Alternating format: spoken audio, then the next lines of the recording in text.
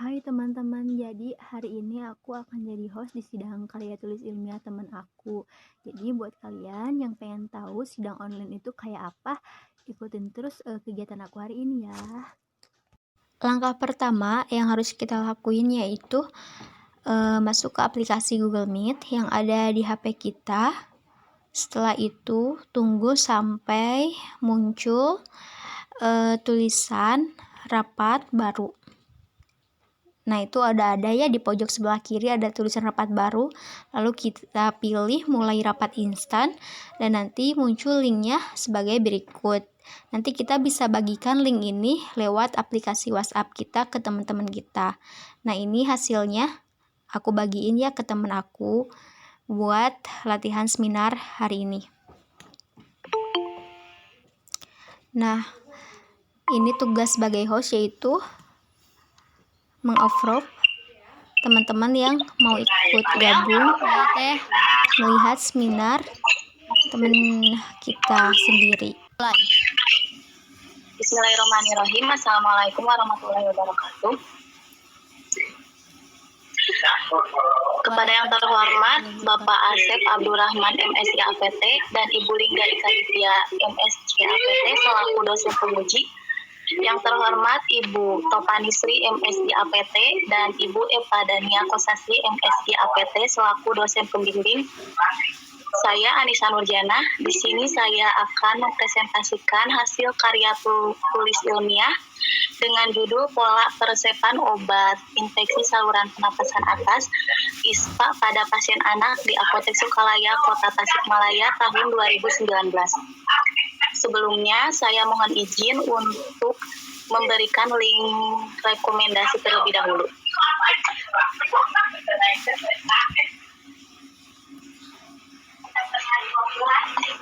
Baik, saya akan mulai presentasinya.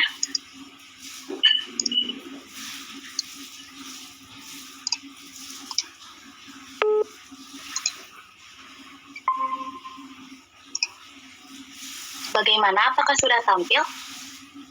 Sudah tampil.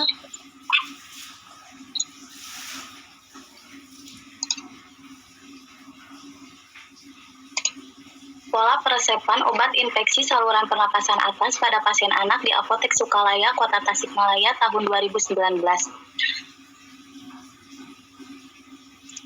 Latar belakang. ISPA adalah penyakit yang disebabkan oleh berbagai macam mikroorganisme dan menyebabkan infeksi. Infeksi adalah salah satu penyebab berbagai macam kematian. Kematian akibat ISPA terjadi jika ISPA mencapai derajat yang tinggi karena telah menyerang paru-paru. ISPA dengan kondisi yang ringan seperti gejala flu dan batuk sering diabaikan. Apabila hal ini, anak dengan daya tahan tubuh yang lemah bisa menyebabkan atau menyerang kepada paru-paru. Masalah ini jika tidak mendapat pengawasan dan pengobatan yang tepat akan menyebabkan kematian.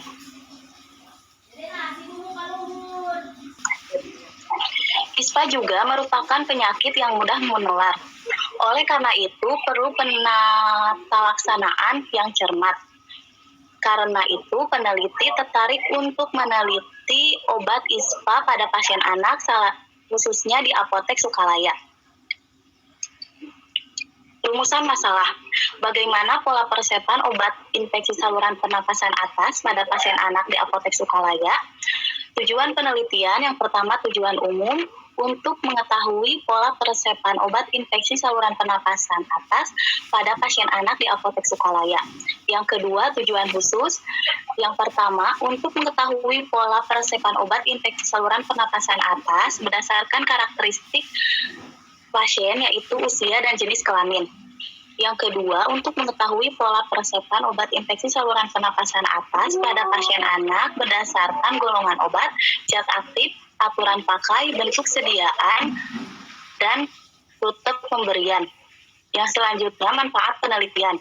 Yang pertama, bagi peneliti untuk menambah wawasan dan pengetahuan serta mengembangkan penelitian dalam bidang pola peresepan obat infeksi saluran pernapasan atas bagi instansi apotek sebagai motivasi untuk meningkatkan pelayanan kesehatan. Metodologi penelitian, waktu dan tempat penelitian. Penelitian dilakukan di Apotek Sukalaya, Tasikmalaya, waktunya pada bulan Oktober sampai November 2020. Instrumen penelitian dalam ini lembar observasi yaitu lembar pengamatan data. Metode penelitian yaitu deskriptif secara retrospektif. Analisis data yaitu dengan resep obat infeksi saluran pernapasan atas yang meliputi zat aktif, golongan, bentuk sediaan, aturan pakai, rute pemberian, serta usia dan jenis kelamin. Hasil penelitian didapatkan sampel sebanyak 206 resep yang terdiri dari terapi tunggal sebanyak 21 resep dan terapi kombinasi sebanyak 185 resep. Banyak yaitu pada pasien anak dengan terapi kombinasi sebanyak 149 pasien dengan presentasi 72,33%. Hal ini ISPA memang berdampak pada anak yang berusia di bawah 5 tahun karena daya tahan tubuhnya masih lemah, berbeda dengan orang dewasa pada umumnya. Yang selanjutnya berdasarkan jenis kelamin yang terbanyak yaitu dengan terapi kombinasi yaitu jenis kelamin laki-laki sebanyak 103 pasien dengan presentasi 50%. Hal ini terjadi karena sistem kekebalan tubuh laki-laki dan anak perempuan itu berbeda. Karena anak laki-laki lebih banyak beraktivitas di luar rumah sehingga lebih rentan terhadap virus dan daya tahan tubuhnya semakin rendah. Yang selanjutnya berdasarkan jenis obat yang diberikan, yang pertama ada terapi tunggal yaitu pseudoephedrine. Berdasarkan golongan dan zat aktif, untuk terapi tunggal yaitu golongan dekongestan, zat aktifnya pseudoephedrine sebanyak 21 dengan presentasi 10,20%. Untuk terapi kombinasi yaitu golongan obatnya antihistamin, ekspektoran, dekongestan, dan bronkodilator dengan zat aktif cetirizine, pseudoephedrine, triprolidin HCl, ambroxol, ergotalin, sulfat, dan cyproheptadin dengan jumlah 87% dengan presentasi 42,23. Berdasarkan aturan pakai, terapi tunggal yang paling banyak yaitu 3 kali 0,125 mg dengan jumlah 6, presentasinya 2,91%. Terapi kombinasi yang banyak yaitu 3 kali 3,5 mg, 3 kali 20 mg, dan 3,083 mg, 3 kali 10 mg, 3 kali 1 mg, 3 kali 1 mg sebanyak 25 dengan presentasi 12,13. Berdasarkan bentuk sediaan, yang terapi tunggal itu terdiri dari drop dengan jumlah 21 dengan presentasi 9,76, terapi kombinasi yaitu pelperes dengan jumlah terbanyak 176 dengan presentasi 81,86. Untuk rute pemberian, terapi tunggal dengan jumlah 21 dengan presentasi 10,20% dan terapi kombinasi dengan jumlah 185 dengan presentasi 89,80%. Kesimpulan, jumlah pasien ISPA banyak terjadi pada laki-laki dengan terapi kombinasi sebanyak 103 pasien dengan presentasi 50% dan perempuan sebanyak 73 dengan presentasi 35,43%. Sedangkan pada terapi tunggal laki-laki sebanyak 12 dengan presentasi 5,83%, sedangkan perempuan sebanyak 18 dengan presentasi 8,74%. Yang kedua, dalam penata laksanaan ISPA lebih banyak diberikan obat kombinasi sebanyak 185 dengan presentasi 89,80% dan terapi tunggal sebanyak 21 dengan presentasi 10,20%.